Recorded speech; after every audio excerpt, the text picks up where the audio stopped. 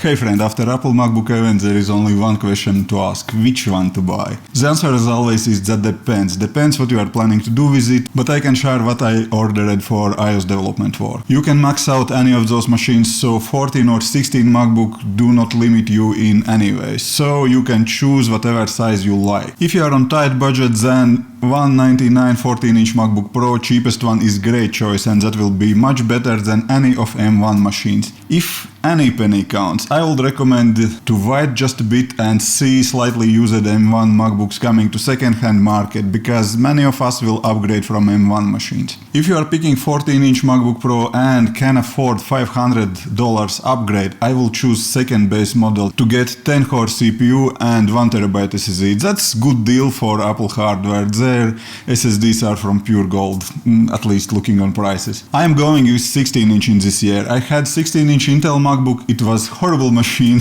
because of overheating, and it was twice in warranty repair for mainboard replacement. Probably because I used too many monitors with it, but screen was nice. 14-inch would be more convenient for traveling, but I do not travel much nowadays, and that screen will be the best one in my house because that Liquid Retina, HDR, whatever.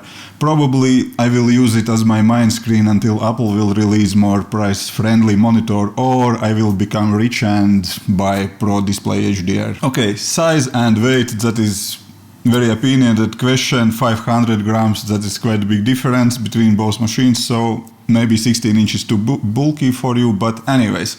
Next most important question is M1 Pro or M1 Max processor. I am earning money using Xcode. That is my money printing app on my Mac. Yes, I do some video and photo editing, but revenue from that can cover, I don't know, maybe my electricity bill only, so that is more like hobby. So I care about performance from programming perspective. M1 Max and M1 Pro has exactly the same performance working in Xcode, accordingly information from Apple. I guess that it will be the same for any other programming IDE. M1 Max clearly wins in photo and video editing apps. Maybe we will need more CPU power someday later for virtual reality development, but that is not the case today. You need M1 Max as a developer only if you like to connect more than 2 external monitors or like to have 64 GB of RAM. Otherwise, I do not see reason to upgrade to that M1 Max. I was thinking about that M1 Max processor.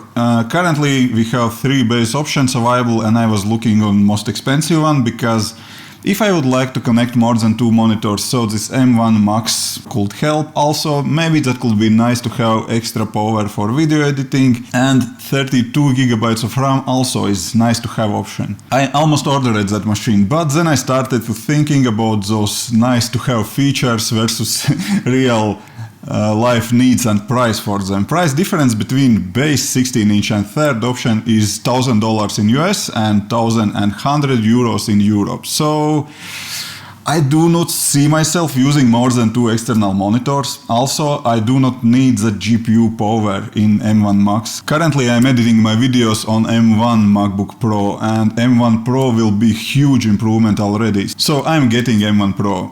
Next in my list is RAM. 32 GB of RAM is nice amount to have, but how much it costs?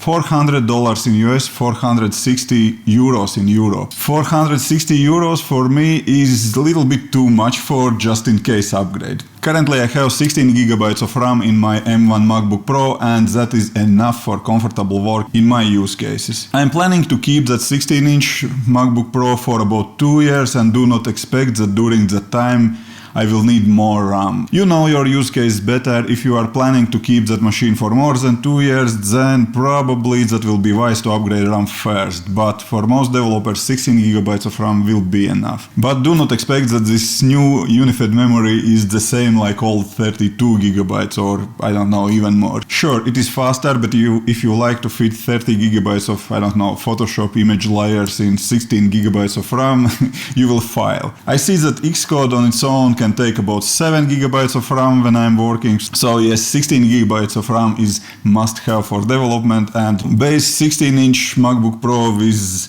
M1 Pro processor is right choice for me. Only upgrade that I added is 1TB SSD. 200 is a bit pricey for 512 GB of SSD, and Any external SSD will be cheaper, but I see that I'm close to limits on my current 512 gigabytes in M1 MacBook Pro. So I upgraded that. Other than that, all the others is base configuration.